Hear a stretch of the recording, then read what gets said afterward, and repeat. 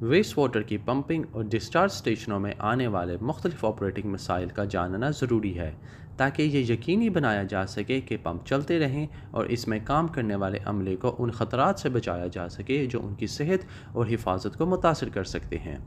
یہاں ہم پیش آنے والے مختلف مسائل کے ساتھ ساتھ ان بنیادی اقدامات کا ذکر کریں گے جن پر عمل درآمد کر کے مسائل پیدا ہونے سے روکا جا سکتا ہے۔ سب سے پہلے کئی عناصر اسٹیشن کے معمول کے کاموں کو متاثر کر سکتے ہیں۔ کمبائنڈ اور separate waste water network میں بہنے والے ویسٹ میں اکثر ٹھوس مواد بھی شامل ہوتا ہے، جیسا کہ ڈس انفیکشن وائپس۔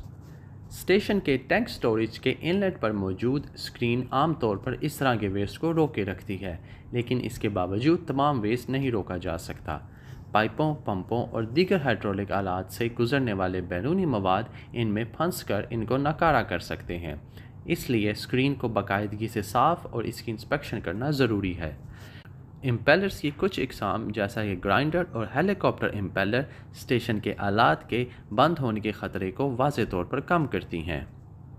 اگر اسٹیشن کی کارکردگی کم ہو جائے تو آپریٹر رکاوٹ سے متعلق کسی بھی خرابی کی نشاندہی کر سکتا ہے۔ کمبائنڈ نیٹ ورک کے ایک اور حصے پر بھی توجہ دینی چاہیے جسے اوور فلو ویئر یا سپل وے کہتے ہیں۔ در حقیقت اس ویئر کو بارش کے واقعات کے دوران ذخیرہ کرنے والے ٹینک میں بہنے والے اضافی ویسٹ کو اوور فلو ہونے دینا چاہیے۔ اس کا مقصد یہ ہے کہ سائٹ میں ویسٹ نہ بہے اور اس کی وجہ سے پیش آنے والی خرابیوں سے بچا جا سکے، اس لیے اس بات کا خاص خیال رکھا جائے کہ اوور فلو ویئر بلاک نہ ہو۔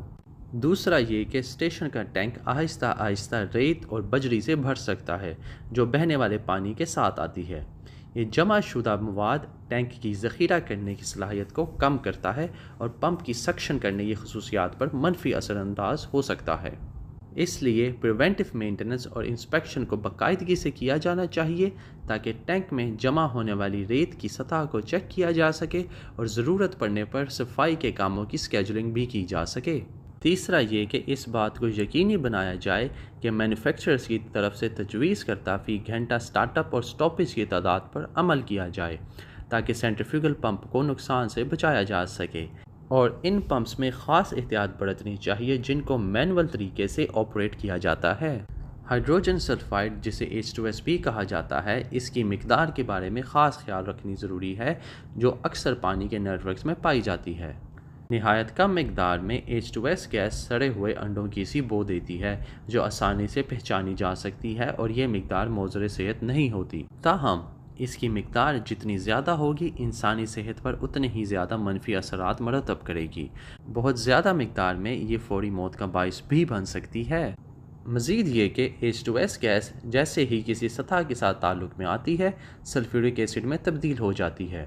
Sulphuric acid waste water treatment کی مشینوں میں موجود کنکریٹ اور دھاتی پرزوں کو شدید نقصان پہنچاتی ہے جو بالآخر پائپ اور پمپنگ مشینوں کی ساخت پر منفی اثر انداز ہو سکتی ہے۔